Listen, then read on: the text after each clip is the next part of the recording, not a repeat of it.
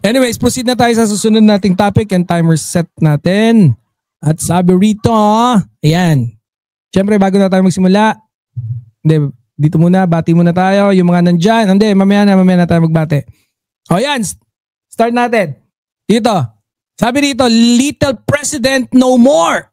Bersamin accepts Marcos prerogative to replace him. Eyes more family time. O yun. Kasi matagal na rin naman na dapat, no? Kaya nga lang, ako talaga, although alam natin na si Secretary Lucas Bersamin, no, hindi din ako masyadong paig naman sa kanya dati na siya yung maging executive secretary. Although, of course, siguro nag-perform naman siya ng maayos kasi tumagal siya ng 3 years, no. Yung dun sa loob, di ko naman alam kung ano yung nangyayari doon. Pero eto nga, sabi dito sa balita, former Executive Secretary Lucas Bersamin is looking forward to spending more time with his family after being kicked out of the Marcos cabinet. Bersamin has bowed to President Marcos Jr.'s decision to replace him with Finance Secretary Ralph Recto. In a letter to the President dated November 17, he thanked Marcos to the opportunity to serve, promising a smooth handover to Recto. The letter was submitted only after finding out that Recto would be taking over his job. My holding the office of Executive Secretary was subject to your presidential prerogative, to which I hereby freely and completely submit myself, Bersamin said in the letter to the President. With the announcement of appointment of Secretary Ralph Recto as the incoming Executive Secretary, allow me to convey my heartfelt gratitude for the unique opportunity to have served as the 40th Executive Secretary in the Office of the President, he said. He said it was honor, but yung timer natin. He said it was an honor to have served the Executive Secretary to cap his nearly 40 years in the government service, 33 of which were spent in the judiciary. Ayan.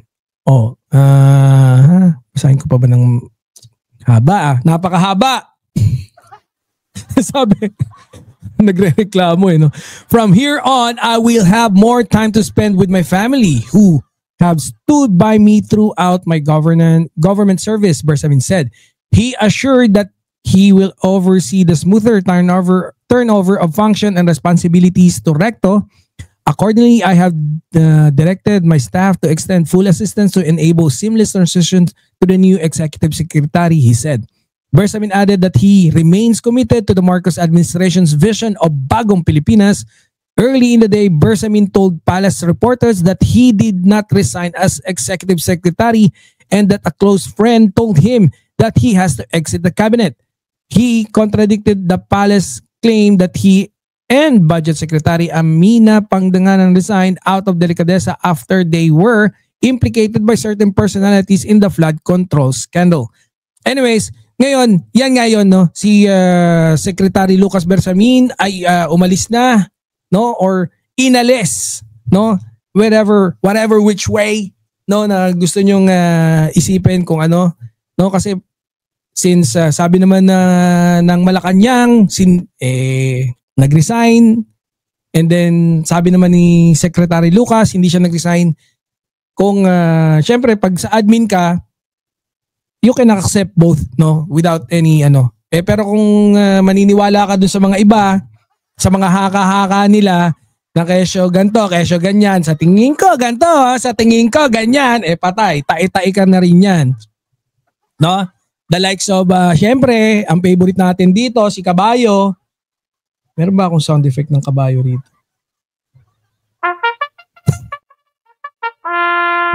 Wala, hindi naman natin naririnig no? Sayang lang. So, yan nga. Ang dapat nating antabayanan is kung magiging maganda ba ang performance ni Recto. Meron na kagad ako naririnig. No, meron tayong news diyan kay Ralph Recto, and I think it was connected. Meron din tayong information, no, sa loob. Ay nako. Diyan sa INC pa rin, no? Di kaya sila bayaran ng mga DDS parang gamitin lumaban sa Pangulo. sa tingin ko naman si Secretary Lucas Bersamin, he's too old no for that type of ano. And yan nga kung sinasabi niya no, spend more time with his family, I think we have to give it to him no. So yan yung gusto niya na syempre makapagpahinga na, enjoy his retirement together with the family. Kasi yan naman yung end goal ng lahat no. So he did manage to serve the government no for 40 years and I think he's happy naman din and suporta pa rin naman daw siya kay PBBM. Yan, although 'di ba ganyan din naman si ano may although pala no. Hindi si Vic Rodriguez 'di ba? Pero malayong-malayo naman si Secretary Bersamin doon, 'di ba? Oh. And yun nga, sino ba yung bayarang vlogger ang sabi ng mga didishit panay travel daw? Bayarang vlogger na panay travel? Di ko alam eh. Wala naman akong alam na panay ang travel. Sino mga didishit ba yan? Ayan, so yun nga, antay lang din tayo ng balita. We can all just wait, no? And pagka ano sa atin, no? Let's try to wag na tayo mag-speculate ng kung ano-ano pagdating. Kunyari, syempre admin yan eh. As much as possible, ganun din si Lucas Bersamin. Kung yan yung claim naman niya eh. So, admin pa rin siya. So, wag na tayo mag-isip ng kung ano-ano na ikasasama pa, no? Mamaya magdilang anghel ka. Hindi, pero mas okay na relax na lang tayo, ha? Okay? So, abangan natin ang susunod na kabanata. Siyempre, hindi ko pa rin naririnig si Secretary Amina Pagdanganan. So, yan. Siguro naman, no? Kasi binibuild up nga sila ng PBBM vlogger, especially si Pagdanganan, no? Yung issue sa PCO ngayon na nawawala daw ang pera ni J. Ruiz noong ninakaw daw, pero pera daw. Si ano yung nagsasabi niyan eh? Si Boss Mike Abe? Di ko nga alam kung anong... Hindi, ayokong itakil yan. Kasi syempre, kaibigan natin si Boss Mike Abe, no? Eh, hindi ko pa rin naman siya natatanong kung ano yung ayoko puntahan doon.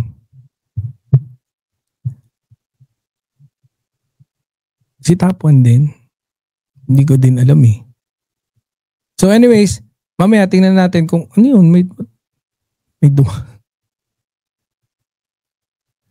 So,